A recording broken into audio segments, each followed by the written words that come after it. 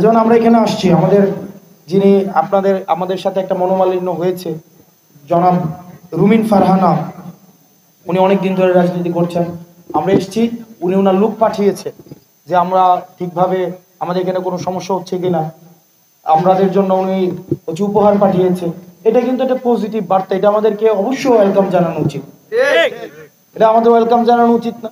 কেউ যদি আমাদেরকে ইতিবাচক কোনো ধরনের বার্তা দেয়, এটাকে অবশ্যই আমরা সাদরে এটাকে আমরা গ্রহণ করব। এটা গ্রহণ করা উচিত কিনা? এটা গ্রহণ করা উচিত কিনা? আমরা সৌহার্দ্যপূর্ণ সম্পর্কের মধ্য দিয়ে আমাদের ভিন্ন মত অবশ্যই জারি রাখবো, যৌক্তিক ভিন্ন মত জারি রাখবো, এবং যৌক্তিক ভিন্ন মতকে আমরা বোঝানোর মধ্য দিয়ে, ডায়লগের মধ্য দিয়ে, ডিসকাশনের মধ্য দিয়ে, গণতান্ত্রিক প্রক্রিয়ায় সেটাকে আমরা প্রতিষ্ঠিত করব।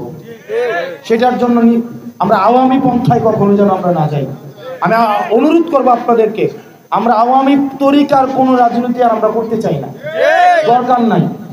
আপনি অনেকেই আছে তার ছেলেকে রাজনীতি করতে দিতে চায় না, হয়তো নিজে চেয়ারম্যান অথবা নিজে এমপি, কিন্তু সে তার ছেলেকে রাজনীতি দিতে চায় না। ভালো যদি হইতো তাহলে অবশ্যই দিত। সে রাজনীতি করে বুঝছে এটা ভালো না, এই কারণে দেয় না।